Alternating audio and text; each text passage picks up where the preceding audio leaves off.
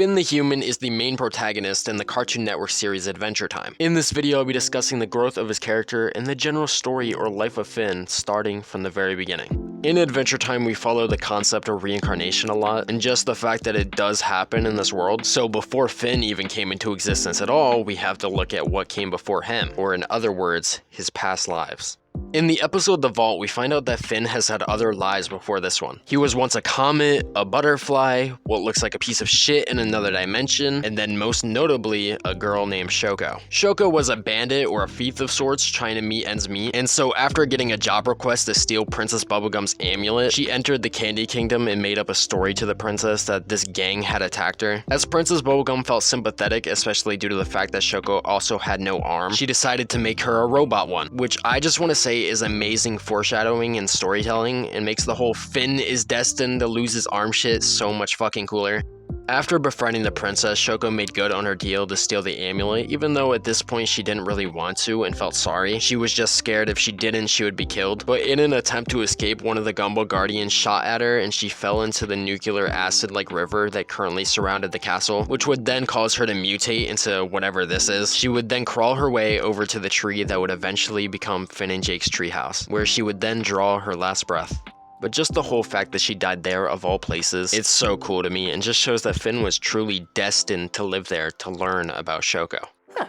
My vault feels lighter. Now we step into the story of Martin Murns and Minerva Campbell on an island which we later found out was where the humans escaped to because of the vampires in the Land of Ooo. As leaving the island became basically illegal and forbidden to do, people were given two roles, that being the hiders and the seekers. Hiders being the people who sought freedom and tried to escape the island, and seekers being the people who hunt them down and force them to stay against their will. Martin Murns wasn't necessarily either, but was a Comet of sorts playing both sides, saying that he would help the hiders escape in exchange for some gadgets, but then alerting the authorities as soon as they leave. After making this deal with an old lady and her guard, they forced Martin to go with them to the beach where they would be escaping the island. But with the seekers now on their way, Martin would also then be seen as a hider trying to escape, which would result in him getting his legs broken. But on this island, there's also helpers, which are just what they call doctors, and Minerva Campbell just so happened to be one of them. As she was looking after Martin, they ended up bonding and getting to know each other, and once he was out of the hospital, they actually went on a date and began a relationship with each other. And eventually, they would have a kid together named Finn. One day, Minerva left Finn with Martin as she had to work, but later on, the woman that got caught trying to escape the island because of Martin came back to get revenge. Martin made a run for it and got on a raft to sit in the sea for the time being, but the guardian of the island assumed they were trying to escape and started attacking. Martin would then climb up the guardian's arm and land on its face and use his laser gadget to make its eye explode. But the explosion sent Martin flying and would separate him from Finn, who would then drift away on the raft, surviving off of a magic breadstick until eventually coming ashore to the Land of Ooo.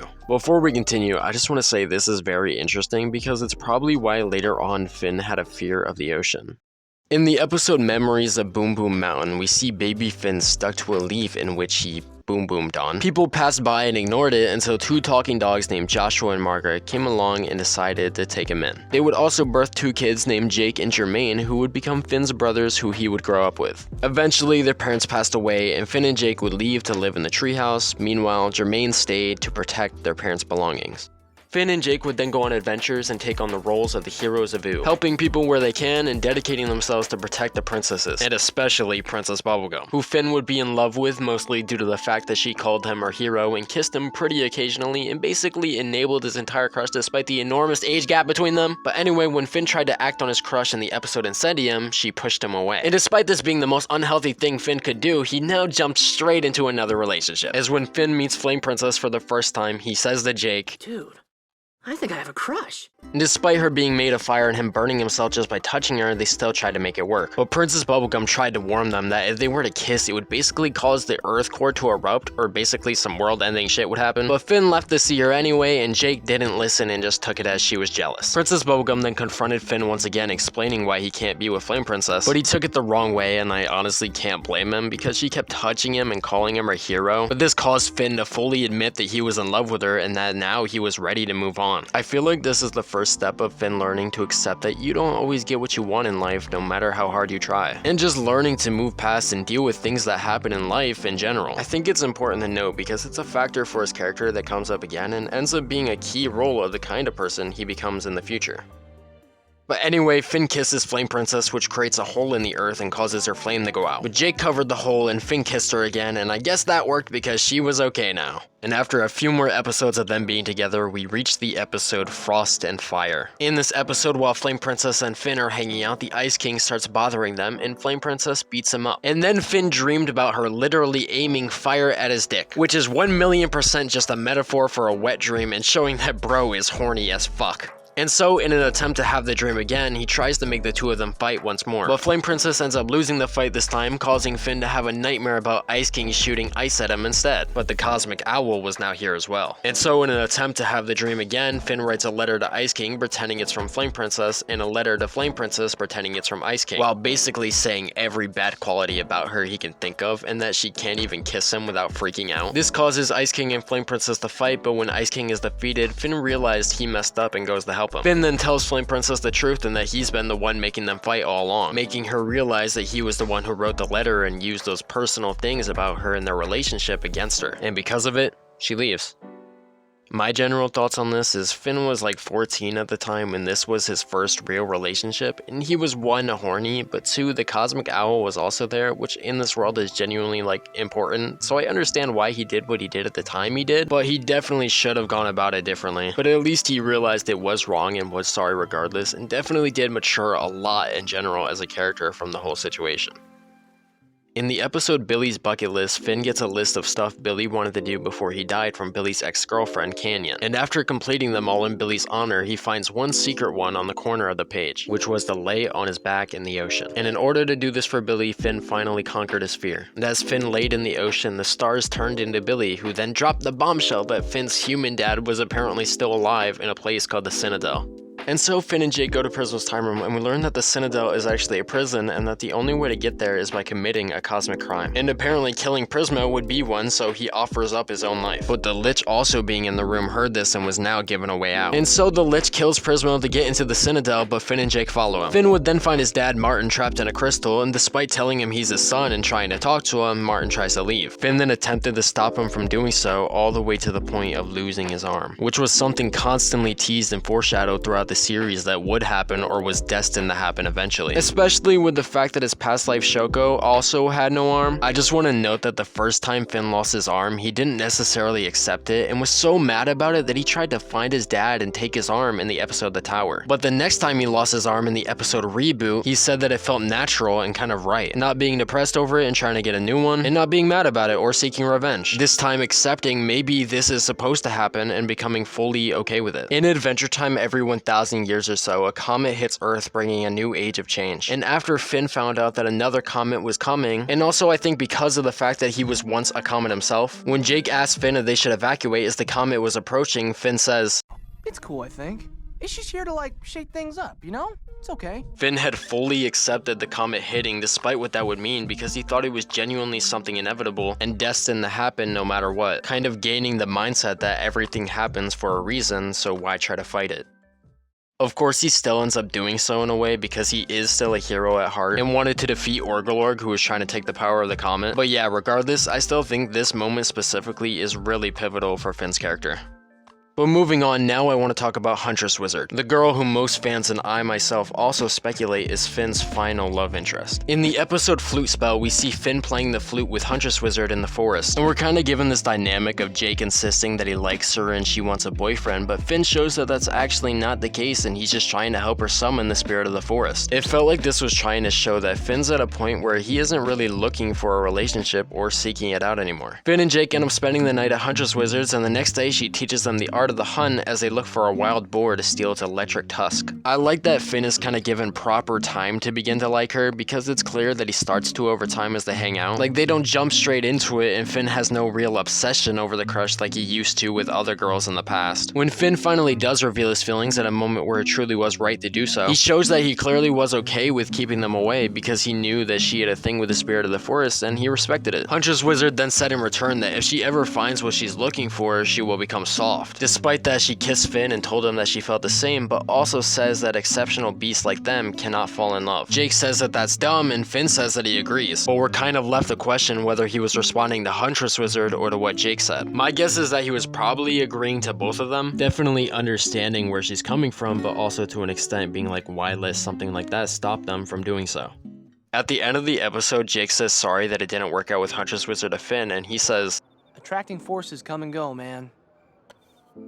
Once again showing just how much Finn has changed. He's not hung up over it, and he's not gonna let it affect him. Fully accepting life-wise and relationship-wise that if it's meant to happen, it'll happen, and if it isn't, it isn't.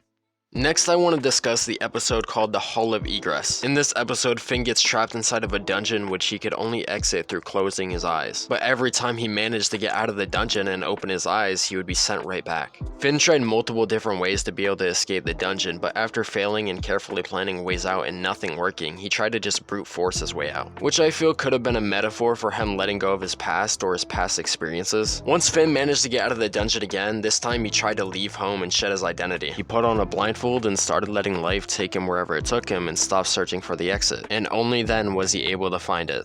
And so this became another thing that taught Finn how to accept fate. There's also other ways this episode can be taken, such as this representing Finn leaving his childhood, but I mainly just wanted to show that this was also something that changed Finn's perspective on life and was something that had a very big impact on his life, as clearly shown during Finn's appearance in Fionna and Cake. Now on to what I would say is the next pivotal moment in Finn's life. During the Islands miniseries, we find out that Susan Strong was one of the Seekers that used to live on the human island that was actually sent to find Finn after he went missing as a child. Although Susan ended up getting a concussion along the way somehow and obviously ended up befriending Finn, so they all then went on a trip to go to the human islands. This was a really big deal for Finn, as this was finally his chance to meet more humans and learn about where he came from. Finn would then meet his mom and furthermore give a speech to the humans to let them know that the Land of Vu was safe, which would kind of change the future of the humans as also shown in Fionna and Cake. Next, I want to discuss Finn's perspective during the war arc in the final season of Adventure Time. During Princess Bubblegum's childhood, she created a family, but inevitably they turned against her because she was trying to make them follow her lead and do what she wants instead of letting them be their own people. And this struck a nerve especially on her uncle Gumbald, who would then create a potion called Dum Dum Juice, which would make her into a dumb candy person. But Princess Bubblegum would make him splash it on himself, and so flash forward to the future after the Elements miniseries, when Lumpy Space Princess used her power to reset Ooh, they had come back as well. So in the spirit of revenge, he gathered his troops and planned to attack, leaving Princess Bubblegum to have to do the same, resulting in them heading to war. But meanwhile all of this was going down, instead of being the whole hero, let's fight kind of person Finn used to be, he went to Princess Bubblegum to try to convince her to not go to war with him, as it seemed this kept happening throughout history and never seemed to do anybody any good. And Finn even tried to reconcile with Gumball, who was supposed to be the enemy. And in this moment, Jake said this: "You're a beautiful flower and I love to watch you grow."